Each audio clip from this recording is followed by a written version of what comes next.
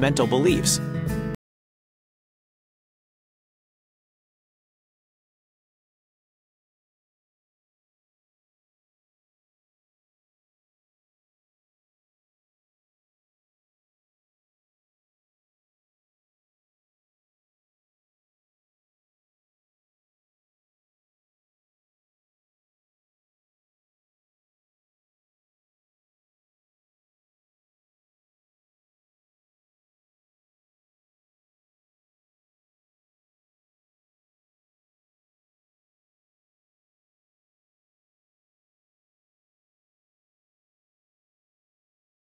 Hospitals around the world. And it's all because we love Jesus.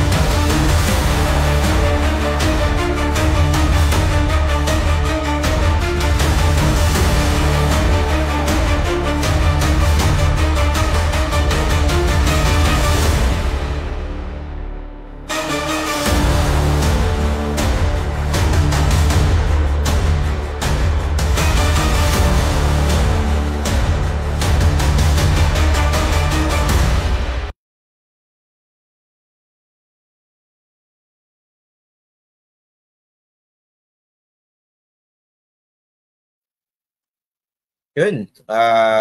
Good evening po sa inyo lahat at maraming salamat po sa inyong pag-antabay sa ating programa na Straightforward. At kamusta po kayong lahat mga kapatid? At we hope na kayo po ay nasa mabuting kalagayan. At ngayong gabi pong ito ay mag-uumpisa at hihimpapawid na naman po tayo sa ating programa, no, na Straightforward ngayong gabi ito. Brother Denmar, kamusta Brother Denmar?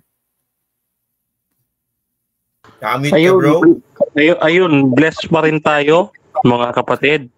Happy Pagan Day sa ating mga kababayang nangingilin ng linggo.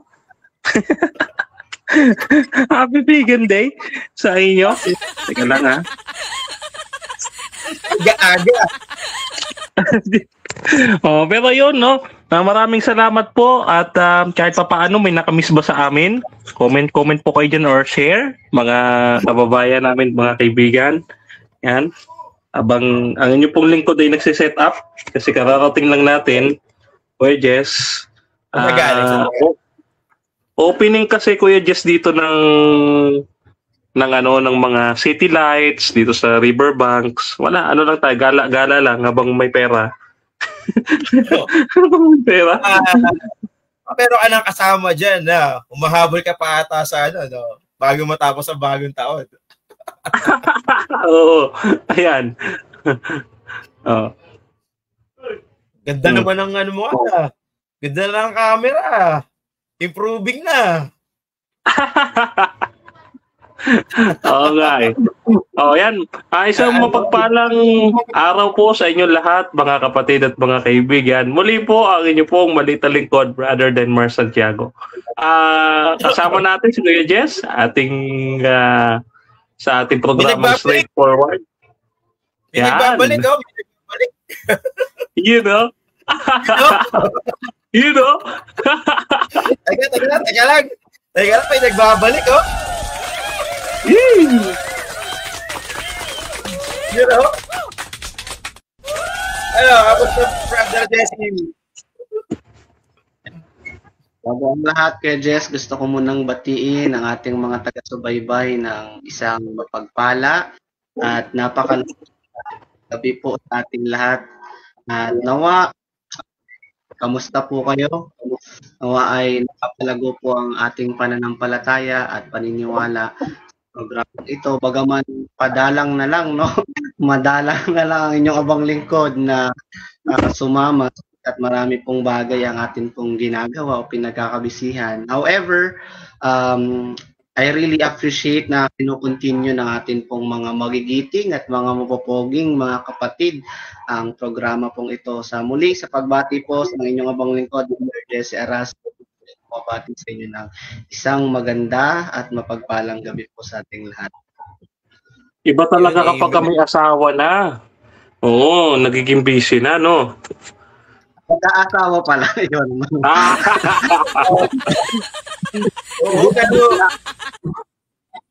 eto kasi Brother Jesse, papasyal-pasyal lang to, pa-river banks lang to si Denmar. Mag-isa, yun lang, mag-isa lang. Pasyal-pasyal lang, no? Yan. Sige, mga kapatid, actually, medyo wala tayong boses ngayon, no? Kaya, Brother Denmar, no? Tulungan ninyo ako para itong programa, no? Yung mga si Brother Jason actually kasama ko kanina, nandito siya sa amin sa bahay, no? And sinundo ko siya kahapon sa Muñoz. Si Brother Jason galing ng Bataan. And Brother Denmar napa-speaker siya sa Brother Jesse sa Green Valley on the spot kahapon. Dapat ako yun eh.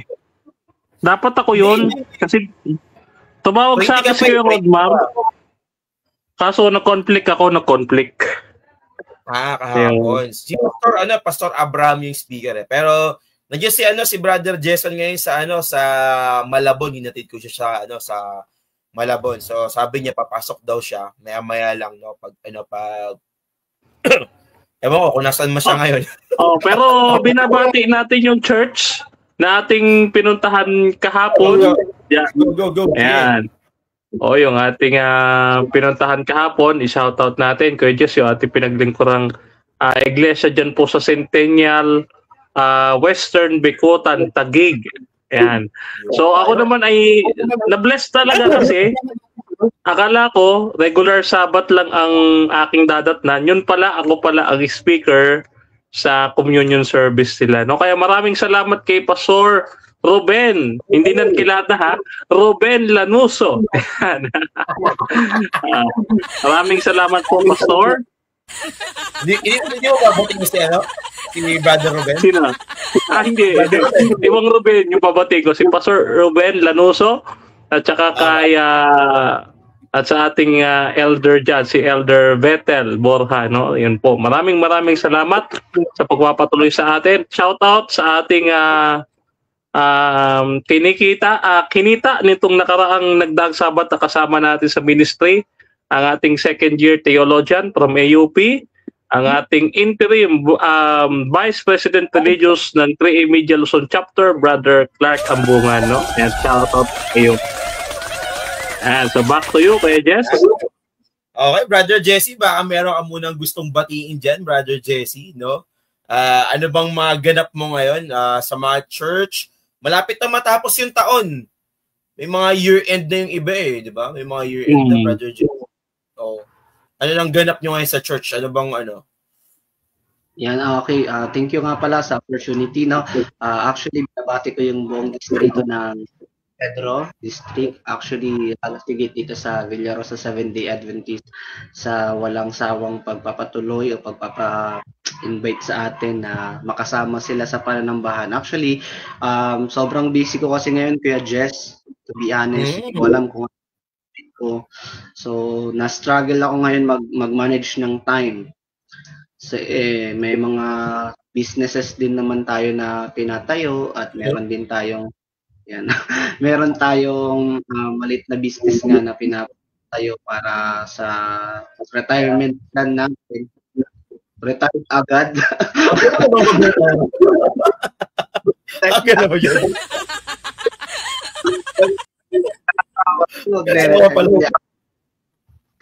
Balak kasi ko talagang ngayon mag-focus sa binubuo nating family. Sa binubuo. Kaya doon tayo naka-focus ngayon. And then pero patuloy pa rin tayong bumibisita-bisita sa mga church. Pero hindi nga lang madalas sapagkat mas gusto kong mag-stick dito sa Villarosa today para hindi rin hassle, hindi rin expensive kasi mahal magkasal eh.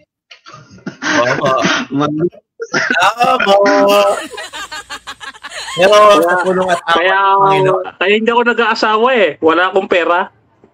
Hindi, wag ka muna sumali sa usapan namin. Usapan na to eh. Basta Jesse, talagang masusubukan talaga tayo, no? Kung paano tayo magtatayo talaga ng pamilya.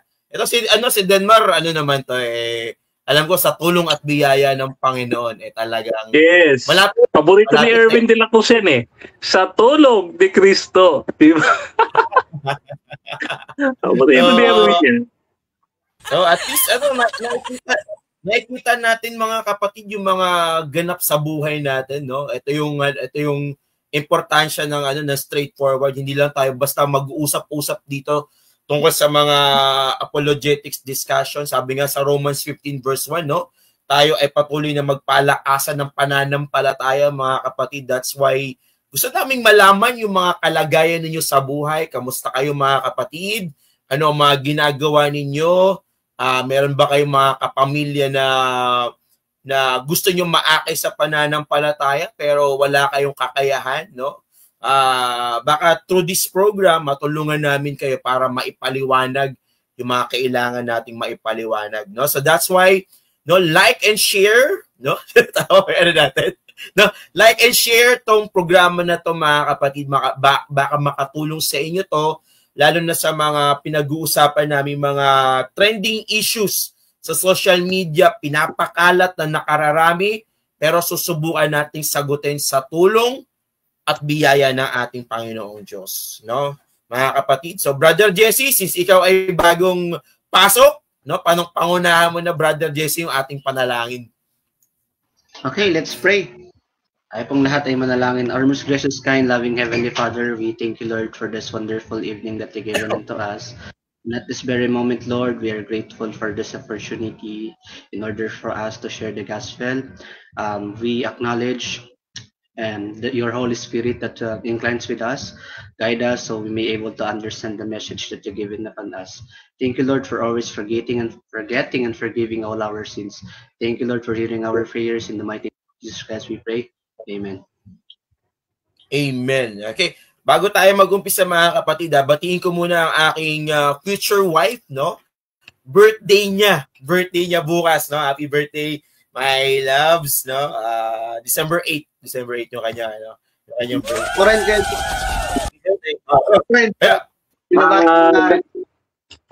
Future wife. Yan. Kapag ito po ay aming special day today. Sapagkat next month ay amin pong anniversary at amin pong wedding. Yan.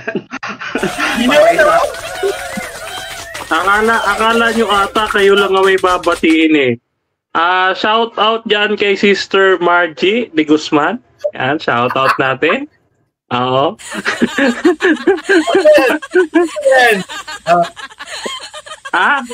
Secret. Okay. Brother Jesse, ba medyo naputol ka ng konti? Ano ulit yun? Anniversary ba? O wedding Ano bang ninyo? Something special? To be honest, guys, ang aming wedding ay anniversary rin namin. Oh. Anniversary. Isang celebration lang. Talaga yun. Para less yung no?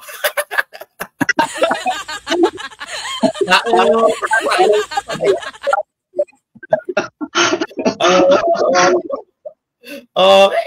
Teka, tayo? Nasaan ba ngayon si Shimaya?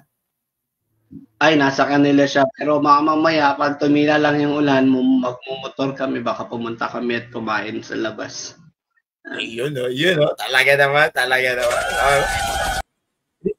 Basta mo hindi ko kinakausap si Denmark kasi wala naman si Denmark na ganyan. Okay. Basa muna tayo comments. Brother Denmark, ikaw na magbasa. Okay, basahin natin yung inyong mga comments, no? Kayo nakikisali sa amin, galing kay Aubrey Barbero. Good evening, mga kapatid.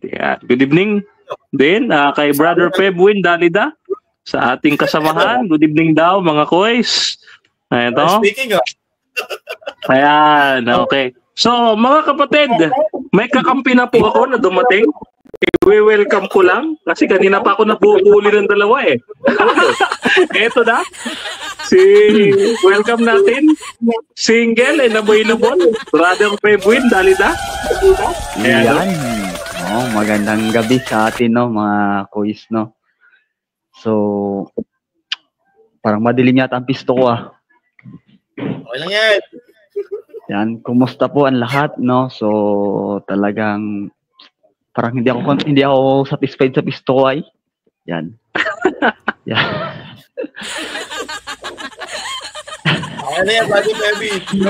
Yan. So, binabati ko ang lahat ng ating mga manonood dyan sa lahat, no? At sa aking kasama, Kuya Dinmar. Kuya Dinmar, ikaw lang wala pa. Ikaw tayo lang ang magbabatian dito tayo. No? Oo. Ikaw lang wala pa. Ako may iniirog na. Yari ka Yari tayo ngayon. dyan.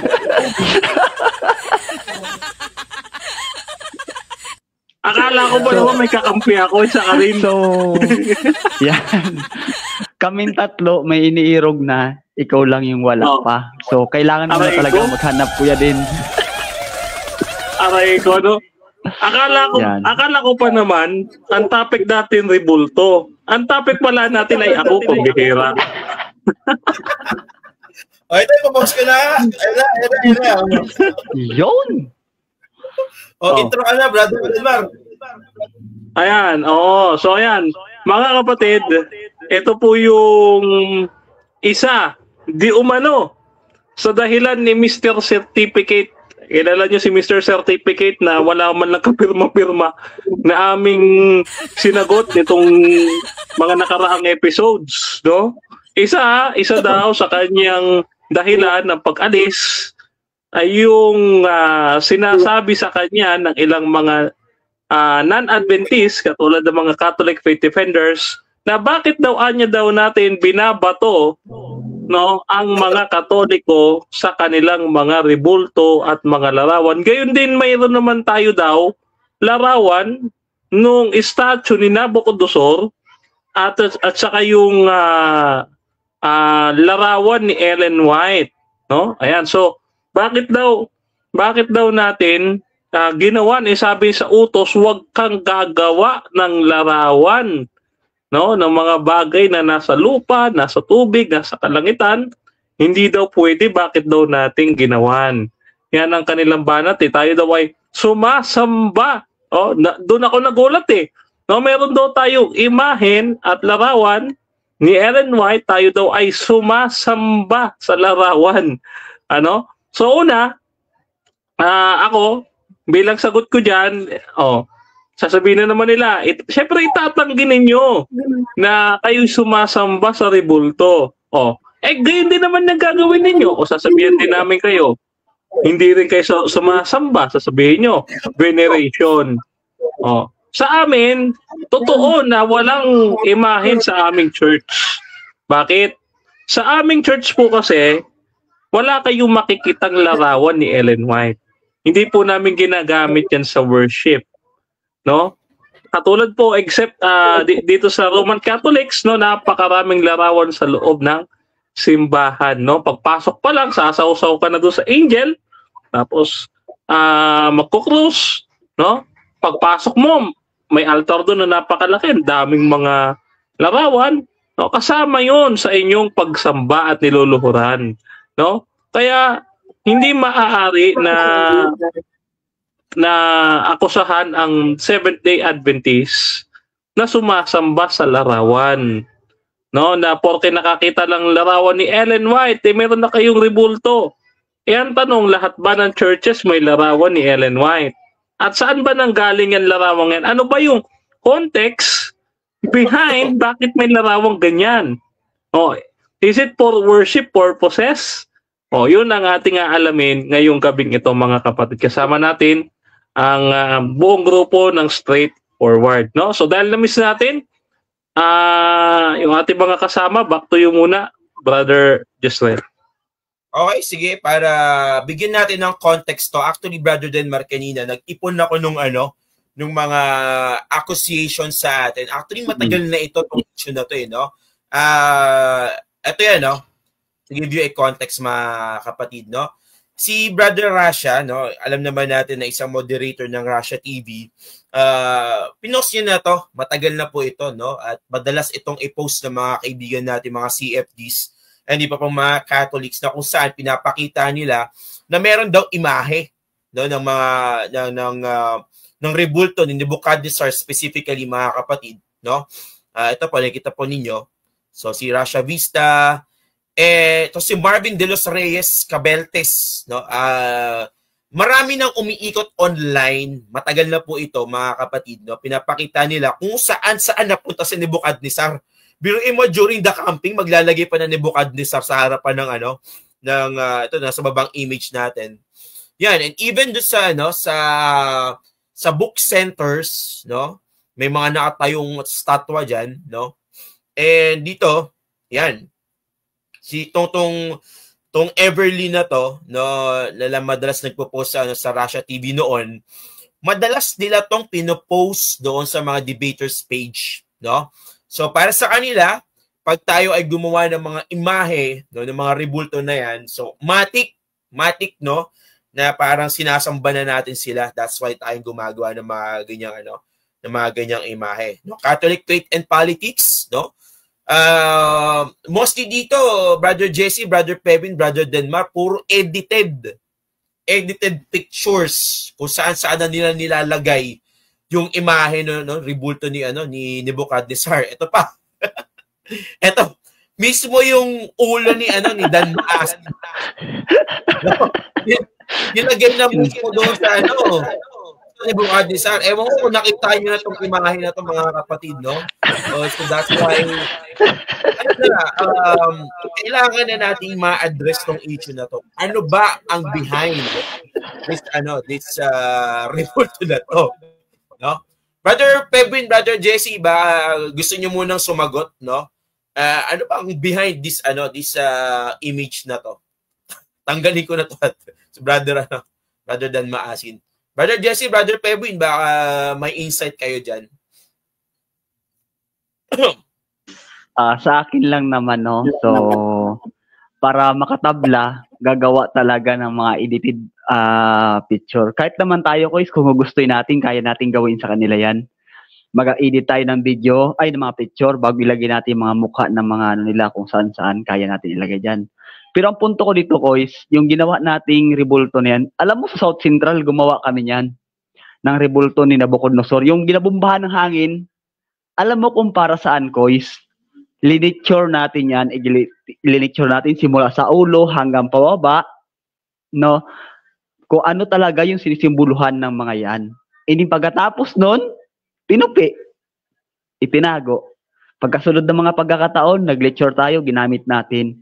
At para lang maunawaan ng lahat kung bakit may ganong panaginip si King Nabucodonosor. So, wala pong mali na gamitin natin yan para ikatututo ng marami. Ang mali po dyan kung gamitin natin, sambahin natin at luhudan natin yan. Kagaya sa sinabi ko kanina, pwede natin lapagan ng taong nagluluhod dyan, ngunit sa edit lang. Pero kung talagang pupunta tayo sa actual na pangyayari, wala po tayong makikita na tao na nagluluhod dyan sa mga rebultong yan. Kagaya yung rebulto ni Ellen White, wala po talaga tayong makikita na tao na Adventist na luluhod dyan. Pero sa mga kaibigan natin, mga CFDOG o CFD o mga RCC, sasabihin nila, linuluhod na. Bakit mo? Iniditan nila ng mga picture. So, balik sa iyo, Kuya GC, at sa Kuya Jezreel at Dinmar. Brother Jesse. So, thank you, Brother Fedwin. I just want to highlight first, mga kapatid, no. Kadalasan, ang ginagamit po natin na tinatawag nilang mga rebulto, yan po ay ginagamit ng iba bilang visual aid sa tuturo po. Visual aid para po sa tuturo sa propesya, specifically in Daniel chapter 2. Upang malaman o maintindihan natin ang propetong pagkakaintindi sa Daniel chapter 2, may mga iilang mga pagkakataon na gumagamit tayo ng kasangkapan para mas maipakita sa mga tagapakinig kung ano ang ipinipresenta ng mga bagay na ito. Ang ikalawa, Ang layunin niyan ay tinatawag nating visual teaching tools. Ginagamit po iyan sa mga seminar, sa mga Bible study, sa mga evangelistic campaign, para po madaling maunawaan ng mga tagapakinig ang timeline ng kasaysayan. Yan, no, in-highlight po natin, no?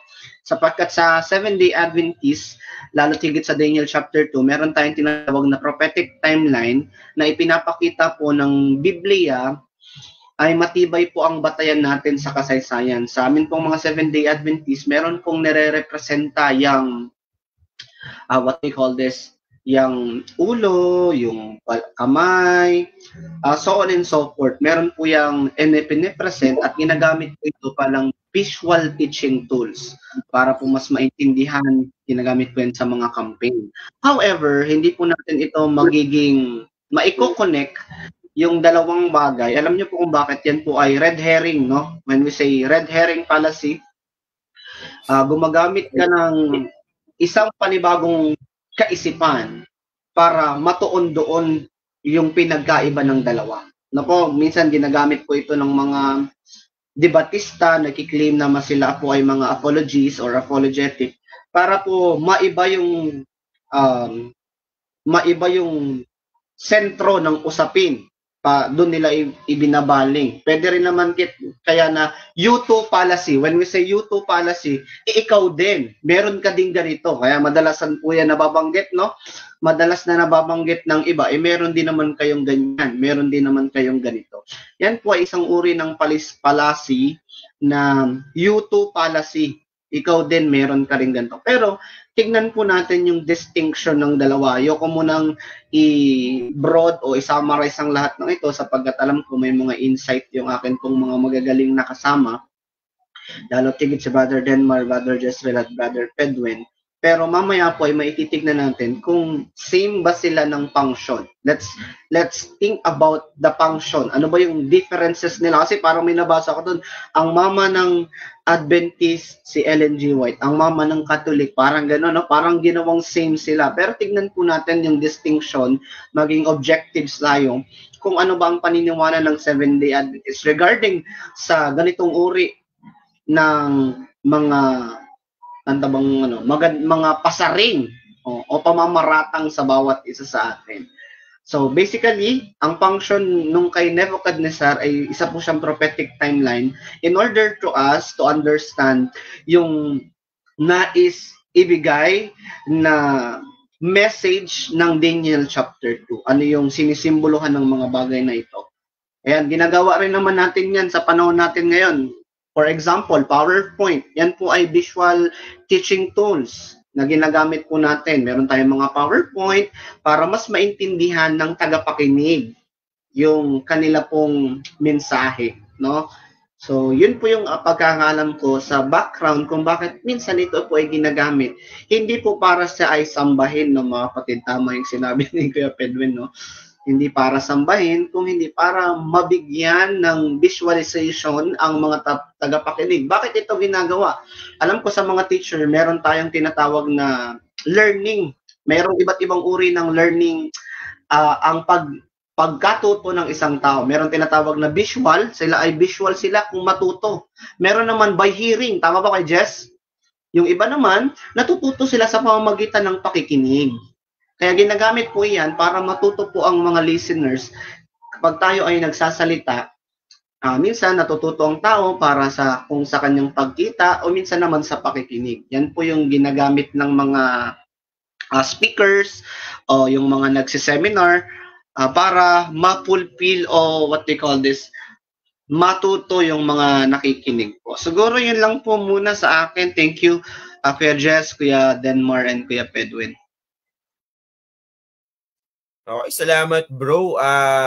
Bago ako ibigay kay Brother Denmar yung pointers. Actually, ganito po yan mga kapatid, no? Mamaya gusto kong ipaliwanag ni Brother Denmar ano yung nandun dito sa may sa Exodus, ano yung context ng talatang yon. Then mamaya Brother Jesse, Brother Pebwin, pagsaluhan nyo mga brother, ano yung ibig sabihin ng imahe na yon. No, actually meron tayo ditong image, no? Kindly explain this mga brother, no, later. And pag-usapan ko muna, sabihin ko muna mga kapatid, no? Actually, nagpaliwanag po dito yung yung church, no? Specifically this image po, no? Yan, pakita lang po natin ha. Yan, itong image pong ito, nakikita niyo po dito sa may sa may left side po natin. Hindi ko lang po na screenshot, pero pinaliwanag nila dito sa may Camden Haven na church, bakit po sila may ganyang imahe. Actually, it's because they want to promote the Sabbath school lesson, no, mga brothers and sisters. Ito po 'yan, no? Ito po 'yan. Ano ko lang yung natin. No. Wait lang po. Visual effects. Tanggalin ko muna po ha. Okay. So ito po yung Sabbath school lesson way back 2020 po. No, 2020. So this lesson explain po dito regarding po sa Nebuchadnezzar's dream, no? That's why itong church sa Camp de Haven po ay promote po nila using this image in front of their church, no? Bakit po sila may ganyang image po?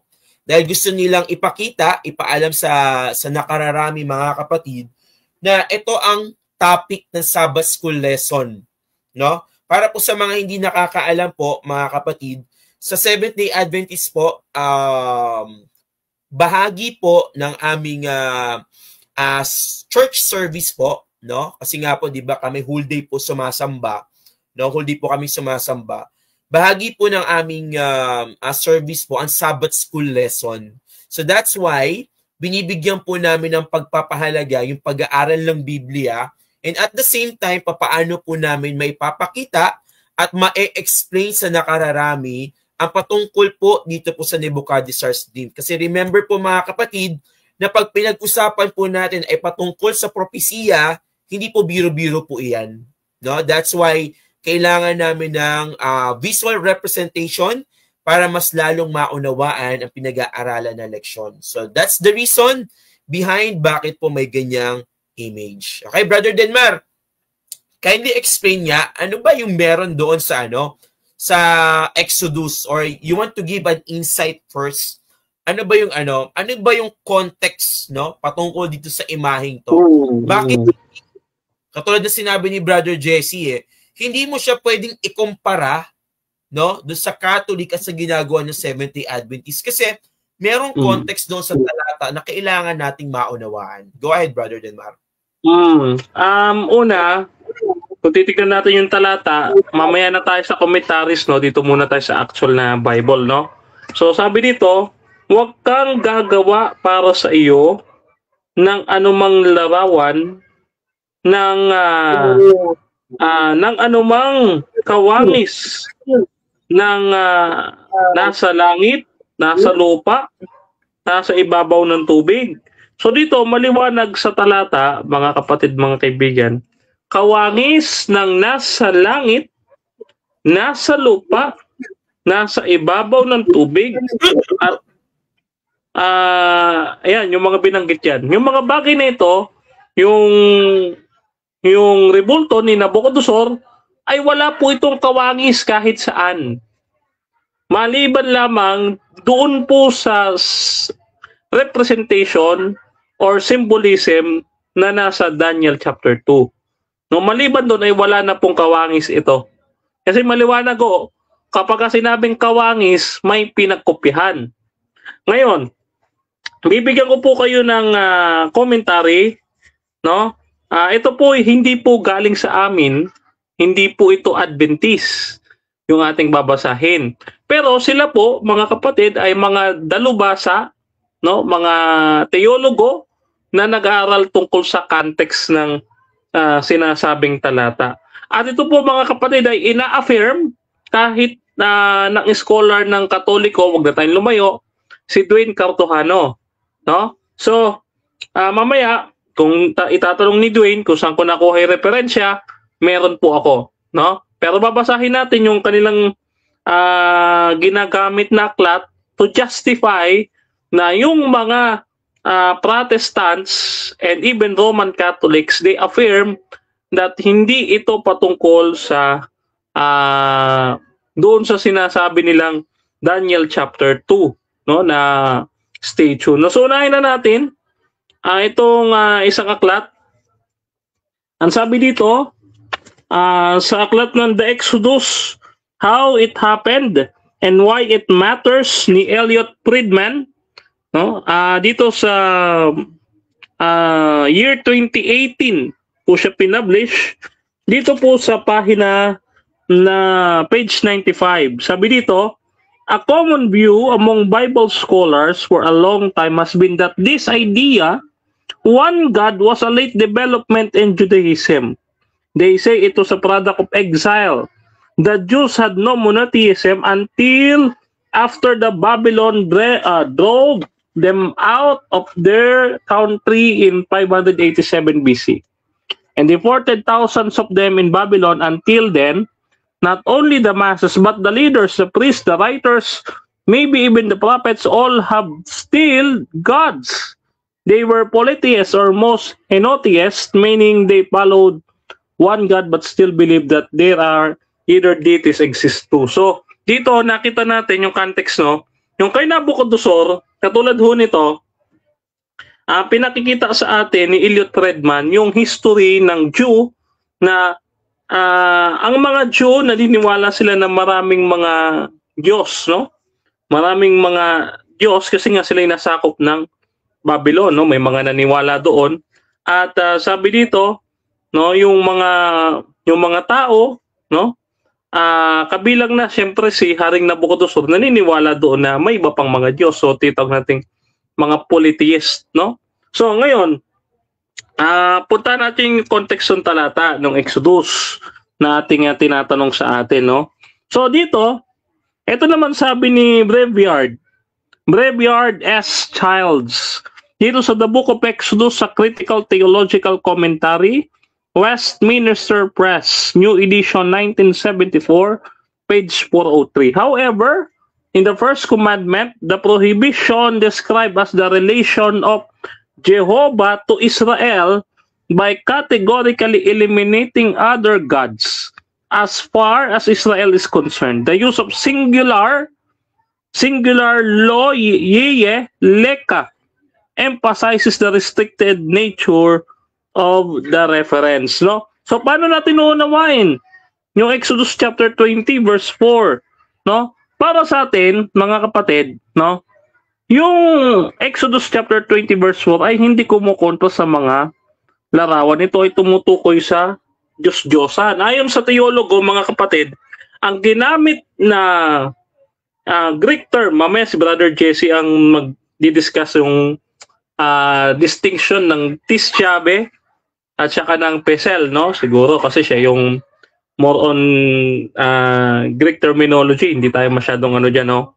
When you say pesel kasi, mga kapatid, ito ay Diyos-Diyosan. Kaya sabi dito, huwag kang gagawa ng anumang larawan. Yung word na larawan ay sinalin na pesel o Diyos-Diyosan. Oh. Eh ngayon, ang tanong, tinuturing ba naming Diyos yung larawan at tribulto na pinagawa ni Haring Nabucodonosor? Oh, hindi ho. Hindi ho namin kino-consider iyon na Diyos-Diyosan, no? Ito pa.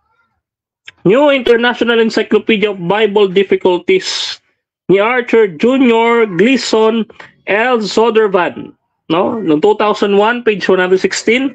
The second commandment, Exodus chapter 20, verse 4 to 5, deal with the sin of idolatry. And the concern itself, therefore, the fashioning of the carved images and other representation of any likeness of what is in heaven, above, or on the earth, beneath, or in the water, and under the water as for the purpose of worshiping them as numinous powers or deities. No? So, ang concern pala dito, kaya pala isinulat, itong Exodus chapter 20 verse 4 to 5 is to address idolatry, no? Sabi ng scholars, no? So, ito daw, sabi daw dito sa ating referensya, no? binalaan sila, no, na yung paggawa ng rebulto dito, ang intention is to the purpose of worshiping them as idols or deities. O, yung tanong, dinodiyos ba namin? Kaya nga yun ang pinakatanong dinodiyos ba namin? Yung mga larawan na inyong sinasabi, no? Tuloy natin yung basa. Finally, the prohibition in Exodus chapter 20 verse 4 is against religious art as such, no? Which includes things in heaven and on earth. Rather, it was against using any images as an idol. No? Furthermore, not all images are idols. Religious arts are considered images, no? But it is thereby not idolatrous. No? So mayroon palang mga religious art, katulad ng sinasabi ng ating mga kapatid, no? Pabor ang mga scholars na yung religious art, hindi lahat ng larawan ay Diyos-Diyosan. Pero yung rebulto o larawan ng Diyos-Diyosan, talagang Diyos-Diyosan yun, idols. But again, religious art is not considered idolatry or idolatrous. No, not all images are idols. So, hindi siya against, mga kapatid. Yung Exodus chapter 20 verse 4 to 5 to conclude, against siya doon sa worshiping the images as idols. Okay? Against siya doon. So, hindi siya ano tawag to, Brother Jesrel?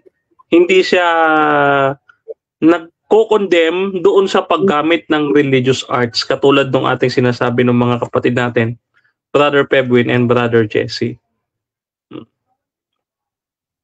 Bumaba si Brother Jesse, nawala. Baka nawala na load. Actually, yun talagang yung point Kung babasahin natin Brother Denmar, yung talata.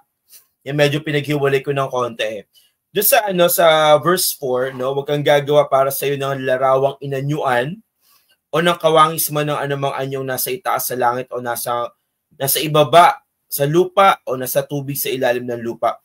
Medyo naputol lang doon, no? Pero kung babasahin sa 5 verse 6, nakalagay doon na wag mong yuyukuran din sila. 'Di ba? O paglingkuran din sila, no? That's the context ng nung talata, no?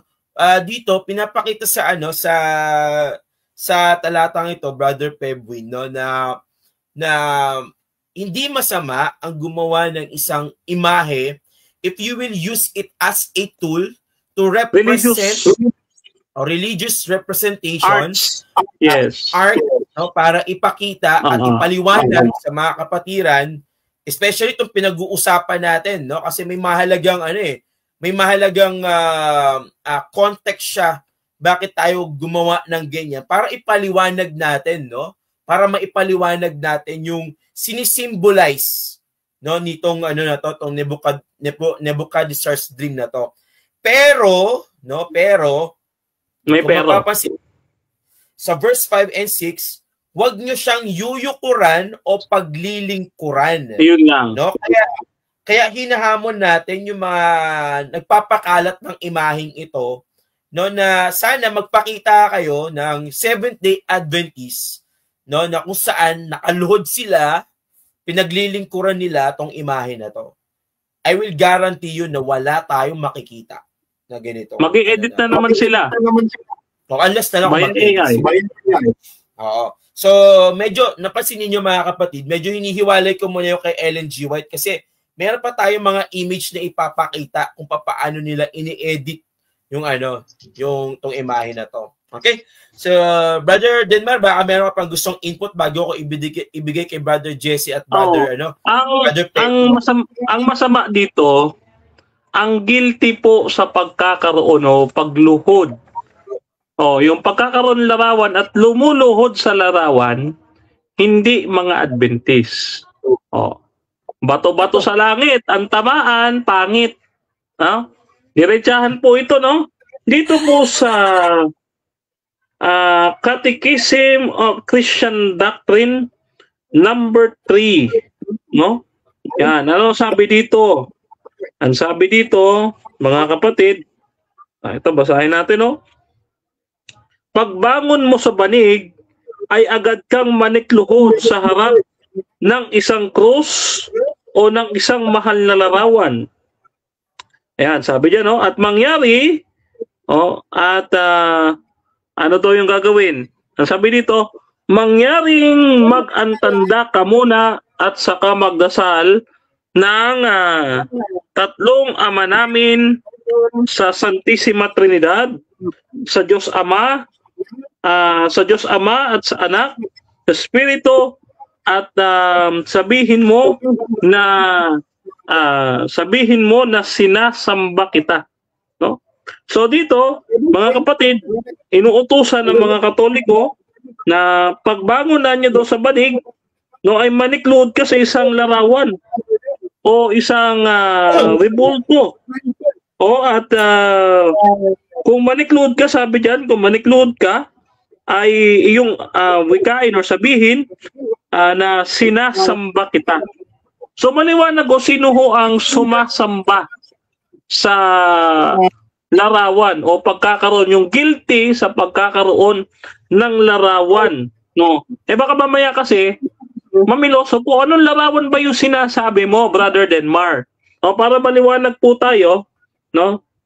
Ano po yung sinasabing larawan? Ang sabi ng mga Katoliko, no?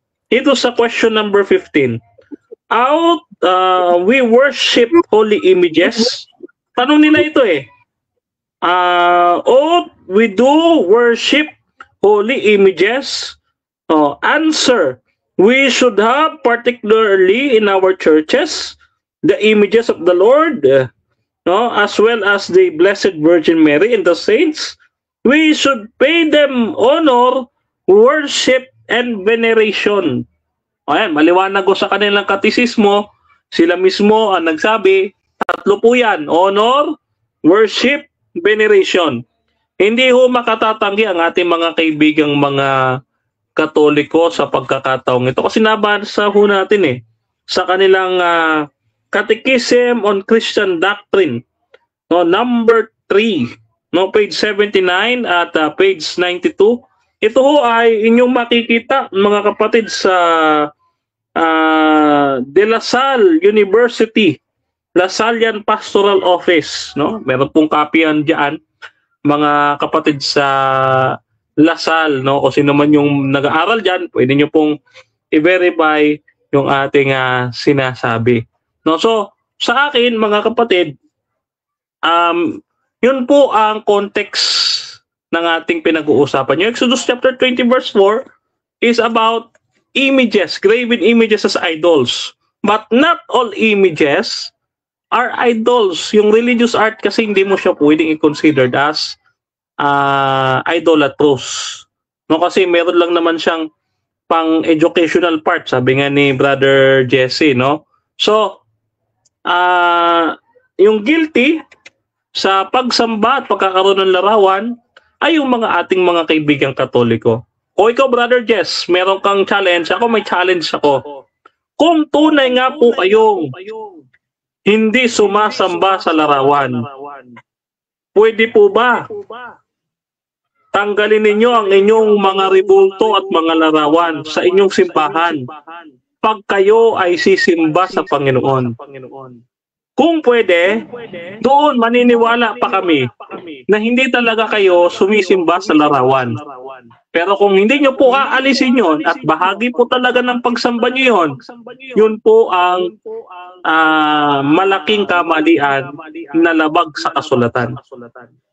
Back to you, Brother Jess. Okay, so this time, medyo napaliwanag na natin ng maayos bakit meron tayong ganong image. So this time, papaliwanag nila Brother Jesse pati nila Brother Edwin. No, ano ba yung symbolize nito? Medyo gawin nating biblical na yung ating explanation. Ano nga bang meron? Brother Edwin, Brother Jesse, happyawan lang natin to, no, para malaman ng ating mga kapatid na nanonood bakit meron tayong ganitong pag-aaral at anong kahalagahan nito? Okay. Ano, Jesse, ito yung ano natin, no? Ito yung image, no? Ikaw nang bahala kung paano mo siya. Kasi kung pero gusto ko lang sanang bigyan ng ano ba to? Isa pang point of view yung about sa context ng Exodus chapter 20. Actually, mga kapatid, favorite ko pa naman ngayon yung mag-aral, even though na hindi ako magaling sa pronunciation ng Hebrew because Pilipino tayo, no? However, nais ko pong bigyan ng magandang example ang bawat isa sa atin regarding po dito about sa Exodus chapter 20. Tama yung sinabi ni Kuya Denmar, no, mga kapatid, na patungkol doon sa yung Peshel. However, bigyan natin siya ng mas magandang, hindi naman mas, kundi bigyan pa natin siya ng isang panibagong point of view kapag ginagamit ito sa semantikong kaunawaan, kapag meron itong mga different clauses na tinatawag sa Hebrew. At sa Greek, meron siyang mga clauses na dapat nating tignan, na bigyan ng diin, para maintindihan natin ano ba yung gustong ipahiwatig ng talatang ito. Actually, meron siyang, let me check mga kapatid. 1, 2, 3, 4, 5, sa pagkakatingin ko, meron siyang 5 clauses na dapat nating matignan. Una, yung tinatawag natin ng provision of production. Ito yung paggawa, yung taashe. Correct me if I'm wrong, mga kapatid, hindi ako magaling sa pronunciation ng Hebrew. However, tinitignan natin yung you shall not make na taashe, peshel. Titignan natin kung ano yung function niya sa semantiko. Ang sabi niya rito, ito po ay pagbabawal sa paggawa sapagkat gumamit ito ng salitang make or do na nagpapakita ng imperfect form signal. Kapag ginagamit itong imperfect form signal as a continuous and future action. So hindi siya natatapos yung huwag kang gagawa. Meron pang, kundi kung titignan yan sa semantic, patuloy siya, nagko-continue siya. At yung noun na peshel, ang ibig sabihin niyan mga kapatid, yan po ay mga idols na nag-e-emphasize sa ano? Anong ine-emphasize niya? Emphasizing human craftsmanship as a false mediator of a divine presence. So yung peshel, hindi lang siya kumakatawan sa mga Diyos-Diyosan, kung hindi sa gawa ng tao na hindi tunay yung mediator na yun, as a false mediator of a divine presence. Hindi lang siya, pwede rin siyang kumapit sa mga false na mga larawan na inaakala nila na yun ang mediator, no? Na meron siyang presensya ng tagapagligtas. So, kilala naman natin na meron silang ginagawa ng mga, di na ako magbabanggit ng pangalan, ng mga rebulto na ang akala nila, yan ay larawan, yan talaga yung itsura ng mediator. Maaari daw po itong kumapit, itong peshel na ito, no? Hindi. So, tignan po nating maigi. Pangalawa, yung likeness, yung temona. Sabi niya dito mga kapatid, ang temona ay nagbibigay ng presentation, likeness, form. Baka kalain, ba't kayo, meron din kayong presentation, ba't gumagamit din kayo ng presentation? Hindi po ganun, no? Kung puputulin natin yung ibig sabihin ng temona, ay parang, bakit kayo gumamit kayo ng presentation ni Nebuchadnezzar? Baka ano rin yan, idol. Hindi po. Sabi niya dito, ang sabi niya, it is a presentational form intended to worship. Malinaw po yung nor any likeness, kapag yan po ay binasa natin sa salitang Hebreo, kumakatawan po yan sa intended to worship. Intensyon na sambahin yung larawang iyon. No? Ano pa? Yung you shall not bow down to them, kung titignan po natin yan sa semantic core, ang binibigay niya na prohibit of ritual actions. Hindi lang pala ito nagpapakita, no, Kuya Jezreel, Kuya Denmar, hindi lang pala siya nagpapakita ng wag ka lang gagawin kung hindi meron siyang ritual actions. Meron siyang ginagawang ritual actions. Ano yung mga bagay na yun? Sabi niya dito,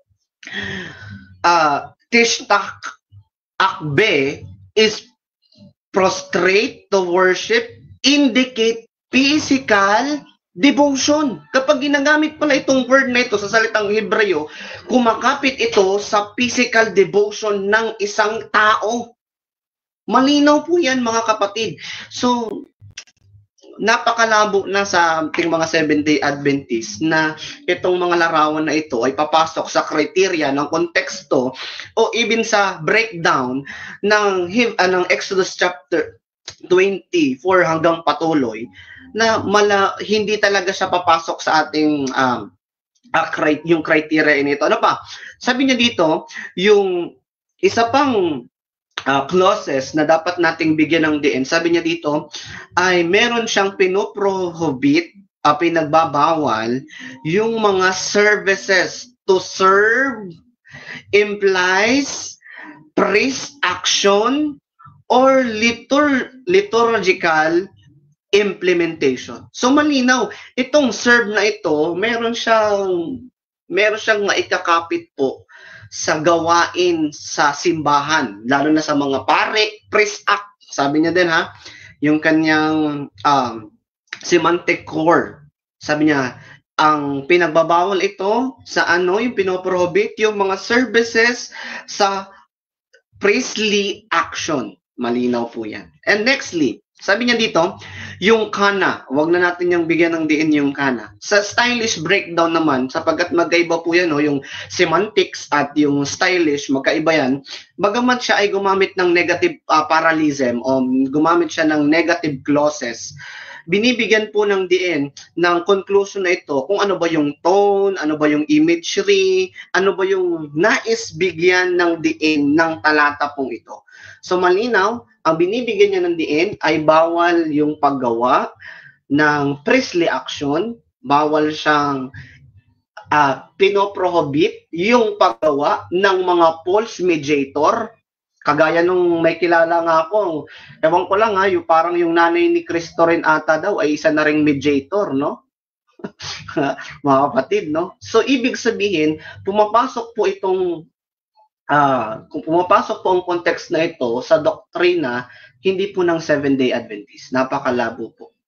Hindi po yan papasok sa doctrines ng Seventh-day Adventist. Isa pang magandang bagay, mga minamahal kong mga kapatid, kung titignan po natin, yung semantic ay nagpo-focus po ng intend ng against saan?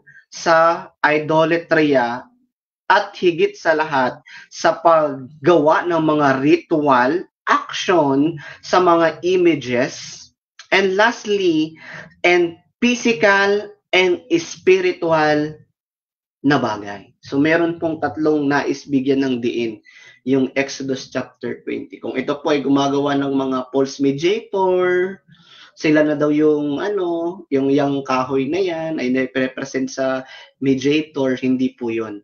Yan po yung konteksto ng Exodus chapter 20. Kung titingnan natin sa historical context naman niya, mga kapatid, ang Israelites ay napaligiran ng mga tao na meron silang ginagamit na Diyos-Diyosan, kagaya ng Mesopotamia, ng iba't ibang Babylon, ng iba't ibang uri ng tao na gumagamit, kagaya ng Egypt, ng Canaan, gumagamit po sila ng mga idols as mediators. Kung titingnan natin yung context na, yun po yung pinaka-contextualization ng talata pong ito. At binigyan din natin ng diin yung breakdown kung ano yung gusto niyang ipahiwatig sa bawat isa sa atin. So bibigyan ko ng opportunity si Kuya Pedwen about doon sa ano pa yung presentation natin as a Seventh-day Adventist. This is an act of This is an act of worship kung bakit meron tayong imagery ni Nebuchadnezzar. Ito ba ay act of priestly physical ng isang action, or ito ba ay isang visual tools para maintindihan ang talatang ibinibigay sa bawat isa sa atin. Kuya Ped, thank you ha. Pasensya na kayo, umaba ako. Kuya Ped, ayan. Yes bro, yan. So, yan niya po, ayon niya po dun sa ating pinagsasabi kanina kung bakit mayroon tayong larawan ni King Nabucodonosor, no?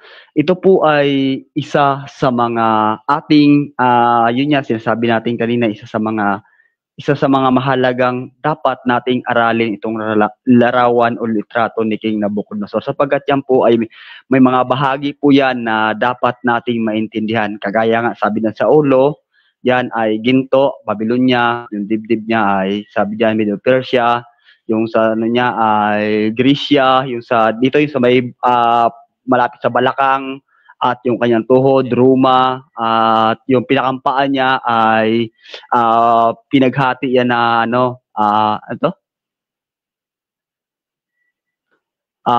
tanso, no? So yan, pag ating aalamin yan, ay yan po yung talagang mga napakagandang isa sa mga dapat napakagandang aralin. Kagaya ng ulo. Yung ulo na yan ay ating makikita yan sa kalagayan ni King Nabucodonosor, no? So, yung kapanahunan niya ay siya po ay namamayagpag sa kapanahunan niya na yan, no? Yan yung sa bandang ulo niya na yan. At kaya ulo siya kasi nga, 'di ba, sabi ko nga namamayagpag siya sa kapanahunan niya, at yung bandang dibdib ay wait lang.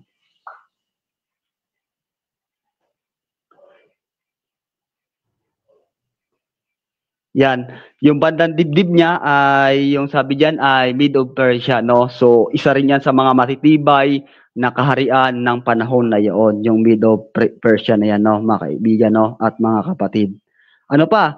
At yung pangalawang, ano lang to, kunting summarize lang po to sa akin ito, at siguro yung mga kasamahan na natin yung pupuno nito, kasi andyan naman sila upang magpuno para dyan. Sa akin ay ibibigay ko lang ang kunting kunting kahayagan lang para mas maunawaan natin kung bakit pinapakita ng 70 Adventist yung picture o larawan nito, upang hindi po sambahin, kung hindi magkaroon tayo ng kaunawaan at kaalaman tungkol sa larawan ni King Nabucodonosor. Para po yan sa atin at hindi po yan para sa kung ano man, no? So, Kuya Jess, balik ko muna sa inyo, Kuya Jess.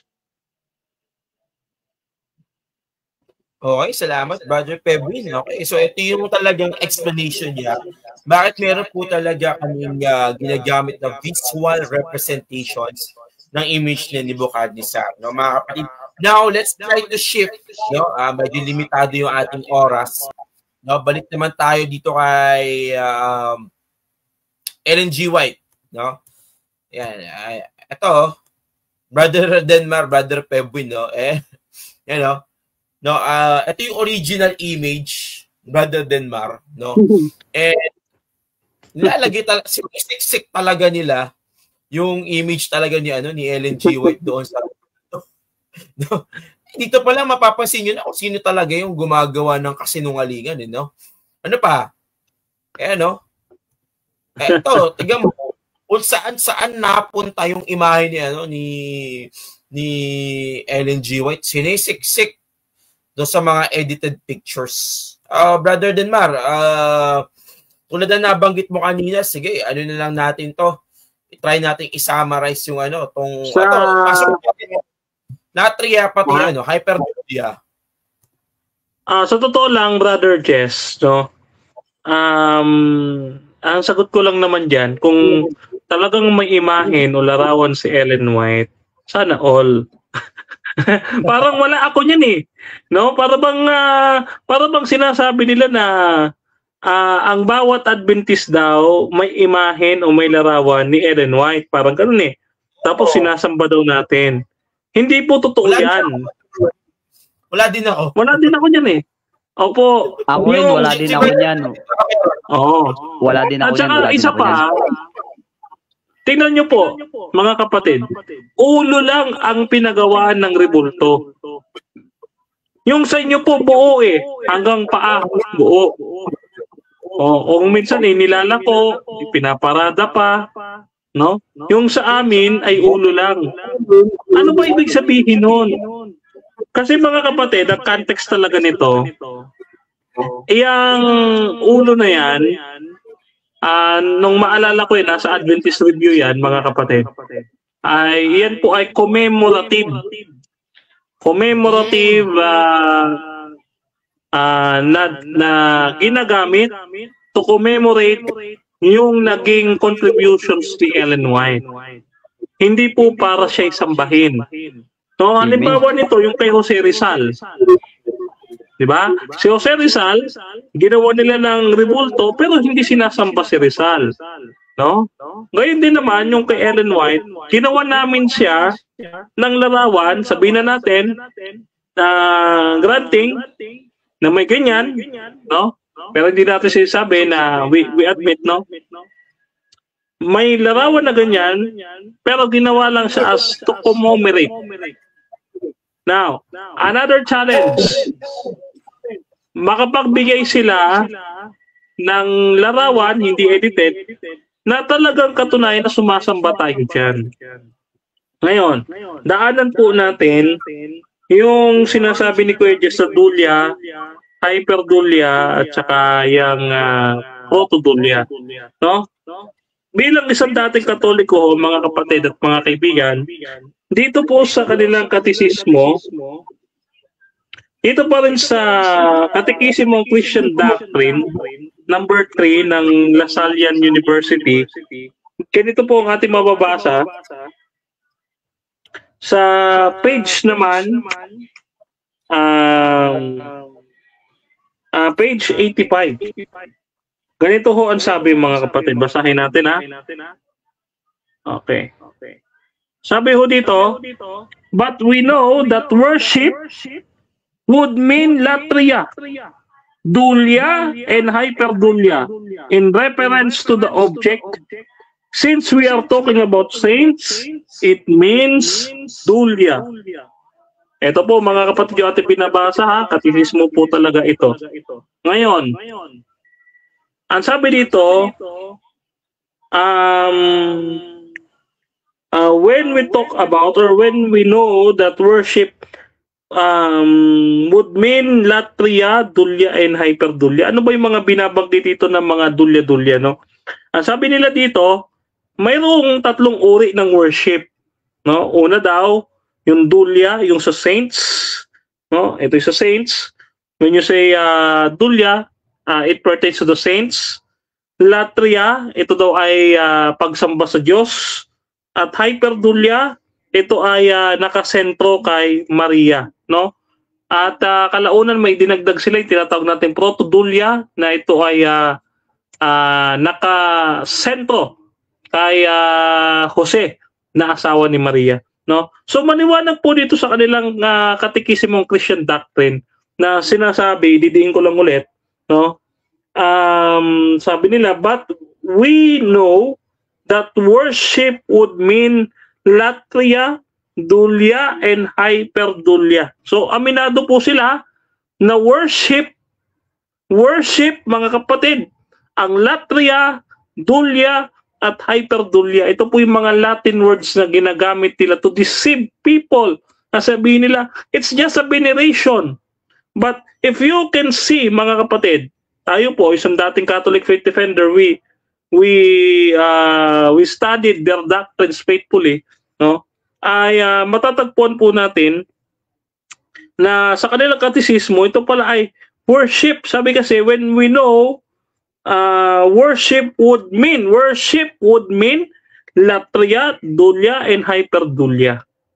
So, ito po mga salitang ito, ang kadalasan nilang pinaglalaro-laro, mga kapatid.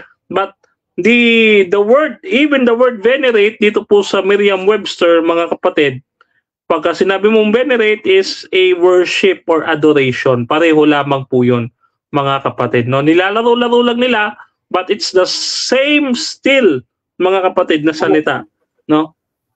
So, yun, Brother Jess, yung about to sa kanilang mga dulya, no? And let me emphasize, no? Ano ba yung tinutukoy pala ni Moses dun sa Exodus chapter 20 verse 4 to 5, no? Meron siyang tinutukoy doon. Ano ba tinutukoy ni Moses? Ang tinutukoy po ni Moses sa talatang iyon, mga kapatid, mga kaibigan, no? Ganito mabasa natin sa talata ng Biblia, no? Balikan po natin yung sinasabing ganyan, ano? Ano ba yung tinutukoy diyan, mga kapatid? Ang tinutukoy ho diyan sa Exodus chapter 20, maliwanag ho na hindi pa tungkol diyan sa larawang nakikita ninyo. So, kung babasahin natin, babalikan pa natin, gusto ko lang idiin yung Testchabe, no? At saka yung Pesel.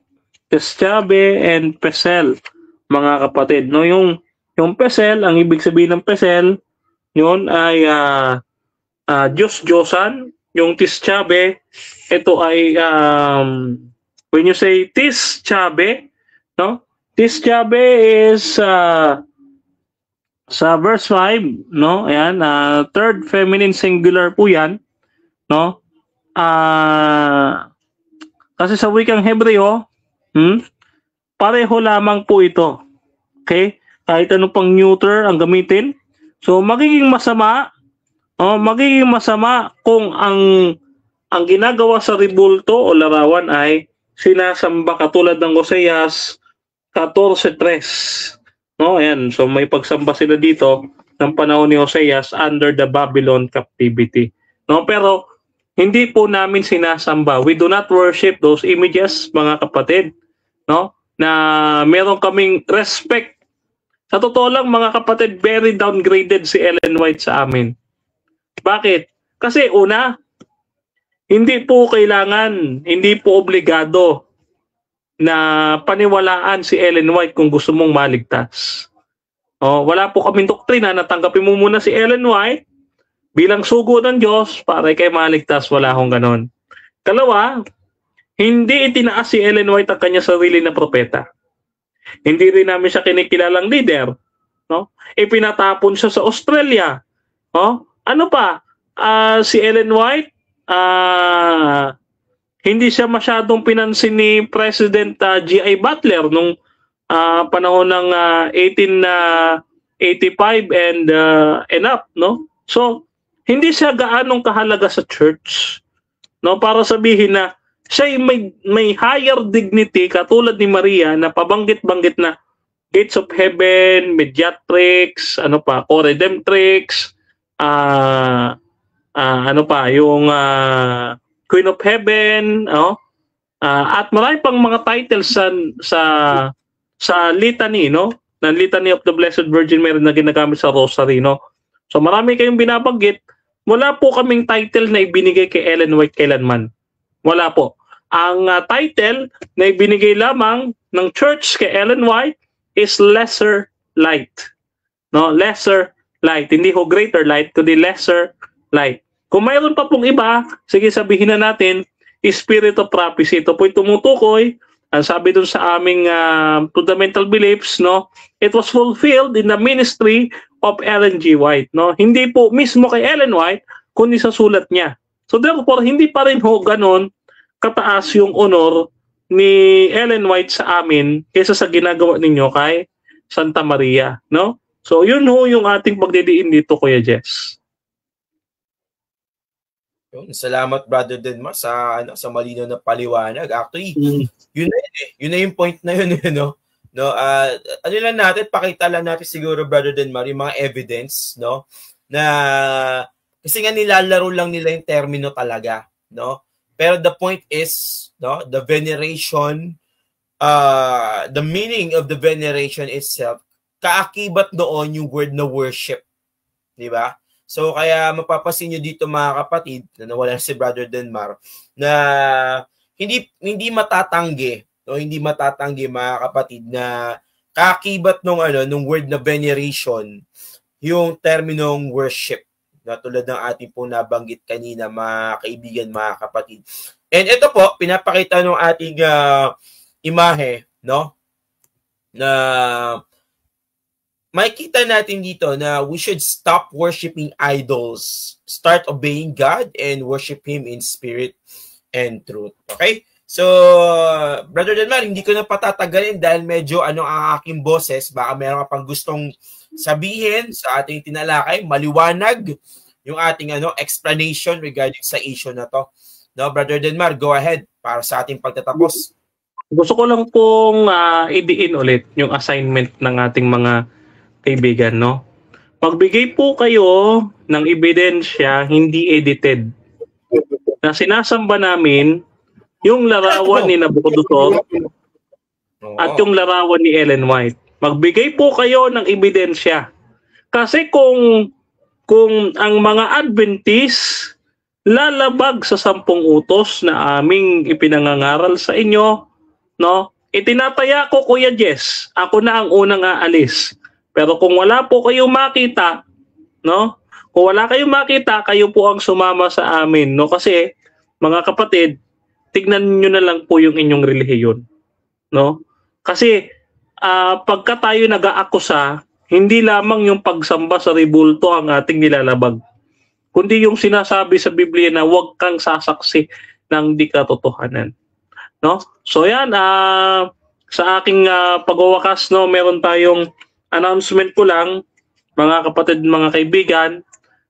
This coming Saturday, sa December 13, yan po tayo sa Pingkian, sa Uyo, Fairview, SDA Church, no? At sa third Sabbath ng December, yan po tayo sa Green Valley, Caloocan. Malapit, hindi lang pala malapit, dyan talaga si Kuya Jess, sa Green Valley, no? And magtatapos ang ating taon, no, sa last Sabbath of this year, December 28, dyan po tayo sa Tumana dito sa Marikina, no. At gusto ko lang banatan yung aking best friend na si Mr. Clean, no. Ito lang yan eh. Hindi pa daw ako nakababalik sa Marikina kasi daw binandaw ako doon dahil inaway ko daw yung mga kapatiran. Mali. No, mali. Kasi meron po akong picture sa Facebook ko na ako po ay nakabalik sa Marikina Central Church, no? Actually, mga kapatid, last year pa 'yun. Last year pa po 'yun. Nung question po ni Pastor Jomel Arsenal yung ating pagbabalik, no? Yan din yung kanyang question kahit si Brother Johnson, no? Pero yan, mga kapatid, napatunayan na natin sa maraming mga kapatiran. Tayo nakipag-reconcile na, no? Sa Marikina Central Church, no? At sa akin, paninira na lamang ito eh. Paninira na lamang ito ng ating kapatid na gusto ng atensyon, no? Gusto ng popularidad. Ako naman, mga kapatid, pasensya na kayo't medyo mayabang ako ngayong gabi, pero ako po hindi po ako nagmamalaki, mga kapatid. Talagang kakapit po sila doon sa aking pagkakakilanlan doon sa social media kasi hindi ko sila ganong kakilala, so sasabit sila para magkaroon sila ng atensyon, no? Parang mga masasabi nating mga attention seekers sila, mga kapatid. Hindi ko na po pinapansin at huwag nyo na lang din po pansinin kasi nagtatantrums lang. Opo, huwag nyo na po pansinin. At ganyan din, mga kapatid, no? Nilunsad po natin ang 3A Media Luzon chapter. Maaari po kayo sumali dyan, mga kapatid. Magsisimula po tayo next year. Actually, ngayon nagbubuo tayo ng mga responsible officers, mga kapatid. Meron na po tayong 20 members sa 3A Media Luzon chapter. Ang hangad po natin, hindi po puro debate, no, kundi to promote doctrinal unity, lalo na sa nagkakagulo ngayong LGT, mga anti-Trinitarian, anti-Ikapo, etc. No? So, meron pa ako narinig na Adventist na hindi na naniniwala na ang 666 ay ang Papa sa Roma. No? So, may ganon, no? May mga ganon. Kaya, nilunsad po natin ang 3 Media Luzon chapter para po, mga kapatid, tayo magkatipon. Ang purpose po, mga kapatid, is to promote doctrinal clarity, no? Fraternal fellowship, tayo magkasama-sama, no? Yung tayo iisang diwa, isang isipan, isang paniniwala, no?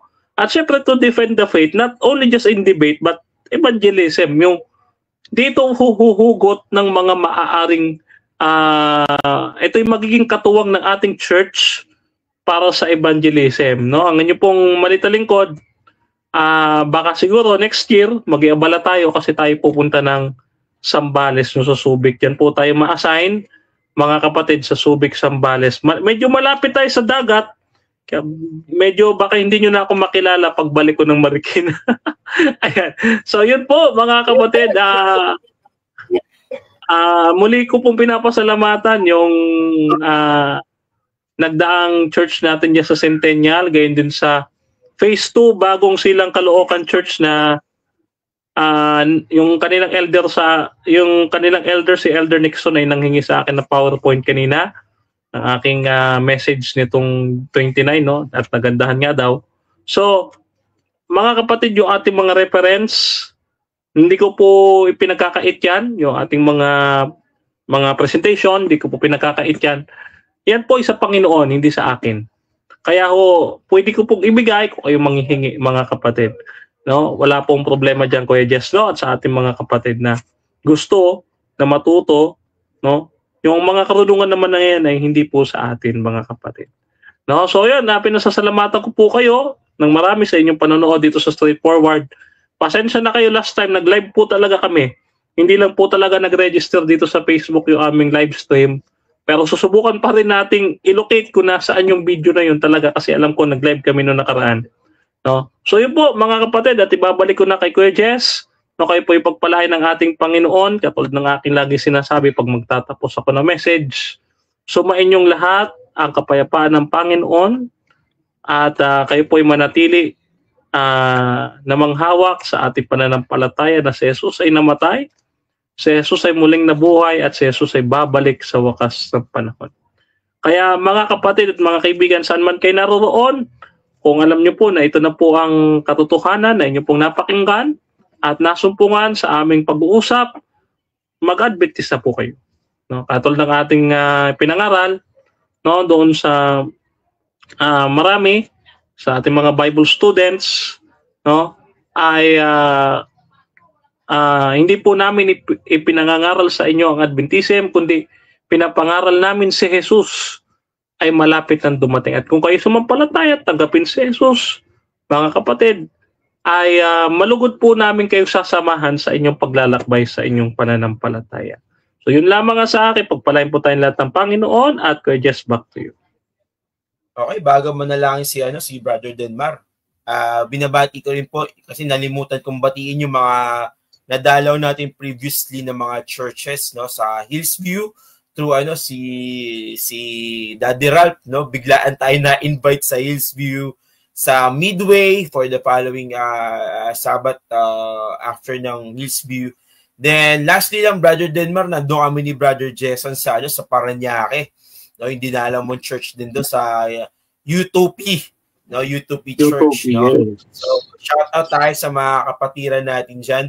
No, tayo ay talagang na-inspired sa kanilang fellowship, no, bagamat kakaunti yung mga nakasama namin doon, pero masigla talaga yung yung mga kapatiran sa mga iglesia na bisita natin. And hopefully by next year, kahit naabala tayo sa gawaing pampamilya, hindi pa rin mawawala yung paglilingkod natin sa Panginoon. Magtutuloy-tuloy pa rin tayo dyan, mga kapatid. And sana ang programang ito, no, maging daluyan ng pagpapala ng Panginoon, no, marami pa tayong makinabang sa programang ito. Madalas na konti lang talaga mga nanonood sa atin, pero naniniwala ako sa tulong ng ating Panginoong Diyos na mapaabot sila na ma-reach out, no, lalo na sa mga trending issues sa mga panahon ngayon, lalo na may kinalaman sa ating sa ating pananampalataya, no. And bear with us, mga kapatid, hindi na kami katulad ng dati, no, na sunod-sunod kami nagpo-program dahil lahat po kami, Brother Denmar and the rest of the team po, ay talagang abala po kami.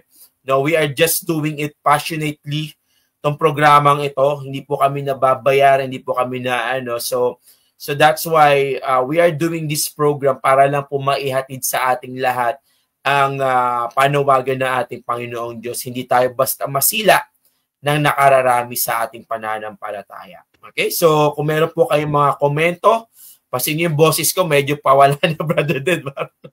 Kung meron kayong komento, suggestion, violent reaction sa ating programa, just comment lang po sa ating sections. Pag may mga tanong po kayo, then abangan po ninyo yung mga susunod nating episodes, mga kapatid. No? Mas subukan natin sagutin yung mga patama pa po sa ating mga kapatid. Okay, Brother Denmar, wala na akong boses, ikaw na mag-lead na. Okay, bago tayo mag-pray mga kapatid, may dalawang bagay lang ako nakalimutang sabihin at naalala ko, no? Una po, meron po akong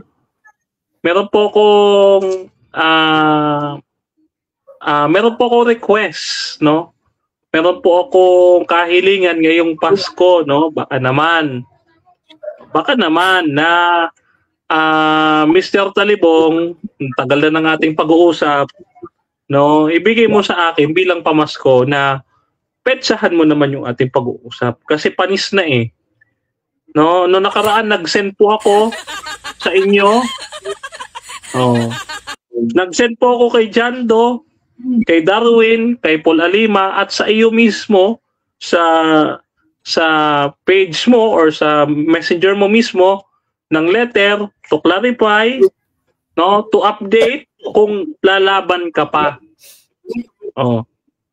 'Di ba? Oh, ngayon, yung second na ikalawang bagay na akin gusto sabihin mga kapatid.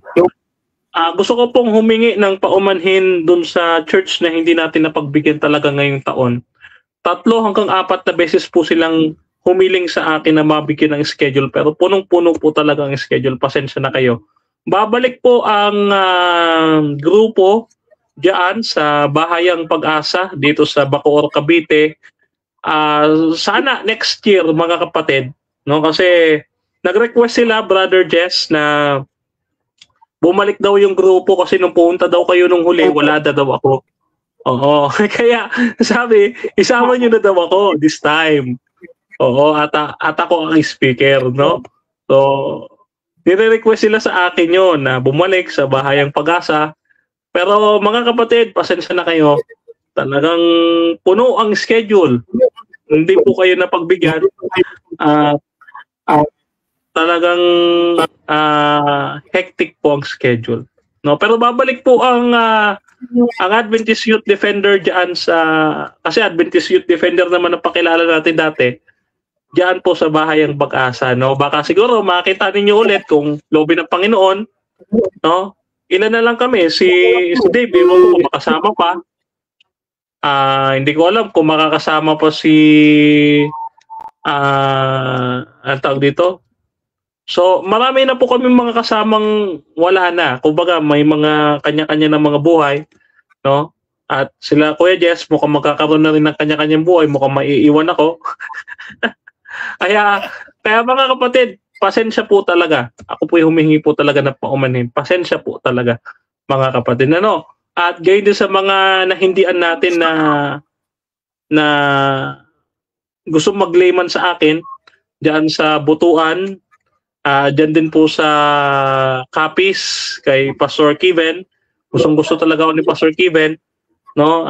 Diyan po sa pinanggalingan ni Jason, sa Tugigaraw. Pasensya na po kayo, talagang nakakumit na ako sa Sambales, sa May Subic, no. Pasensya na po.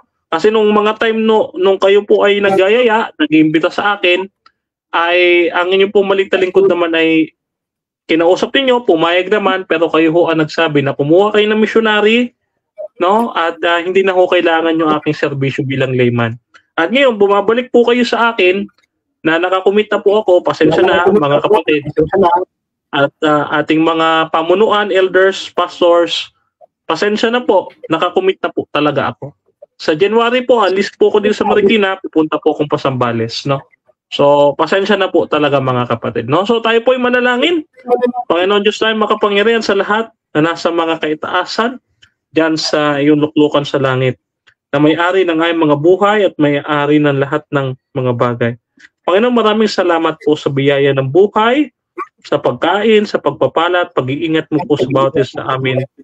sa unang araw na ito ng sanglinggo. Panginoon, kami po mga makasalanan lingkod ninyo ay nahihiyan lumapit sa iyo sapagkat kami po ay mga marurumi at mga makasalanan. Subalit Panginoon, ikaw talaga ay napakabuti at maibigin at mahabagin Panginoon. Ikaw po ay Panginoon ng blessings. Kaya naman po kinikilala namin ang iyong kabutihan Panginoon na lagi niyo pong kinakalimutan at pinapatawad ang aming mga kasalanan. Kaya minsan pa Panginoon kami naglalambing. Nanunuyo Panginoon sa iyo na nawa Panginoon, tulungan mo po kami na sundin ang iyong dakilang kalooban. Patawarin mo po nawa ang aming mga nagagawang mga pagkakasala laban sa iyo. Ito man ay lihim o hayag Panginoon, kayo po ang nakababasa ng aming puso at isipan. Mayroon po kaming mga kahilingan man Panginoon sa iyo. Ito po ay Panginoon kung ayon po sa iyong dakilang kalooban ay marapatin nyo nawa Panginoon na ito po ay isa katuparan po ninyo. Kaya din Panginoon ang programang itong Straightforward, ang aming munting ministry online Panginoon, na siyang yung pinasasagana Panginoon sa mga highlights ng na ginagawa ng inyong lingkod sa page. Kaya din sa TikTok Panginoon, umaabot po sa hundreds Panginoon ang viewers ng highlights ng ministry na ito. Nawa Panginoon, ang Straightforward Panginoon ay pagpatuloy po ring basbasan, pagpalain at gamitin na instrumento na magdadala ng maraming kaluluwa sa iyong paanan Panginoon. Kaya din Panginoon, dinadalangin namin ng bawat isa, ang aming mga kasama, na anuman po ang kanilang pinagkakaabalahan sa buhay Panginoon, ay niyo rin po pagpalain sapagkat sila'y tapat sa iyo Panginoon, katulad ng inyong pong maliit na lingkod na binibigay po Panginoon ang lahat-lahat sa paglilingkod na ito, kahit po yung aming mga boses, yung aming lakas, yung aming oras Panginoon na yung pinahiram sa amin, ay lahat ng ito ay ginagamit ng Panginoon sa pagpuri, pagluluwalhati at pagbibigay ng karangalan sa iyo sa pamamagitan ng media ministry at sa iba pang mga gawain at tulad ng visitation at Bible study, Panginoon. Maraming salamat po, Panginoon. Tinatanggap po namin, sinasampalatayanan ng yung ang iyong mga pangako na naniniwala po kami na tapat po ang nangako sa amin at siyang magaganap po ayon sa iyong kalooban. Ito po ay sama-sama naming inihihiling, Panginoon, sa pangalan po ng aming Panginoong Diyos na makapangyarihan sa lahat. Walang iba kundi ang aming Panginoong Kristo na aming tagapagligtas. Amen. Amen.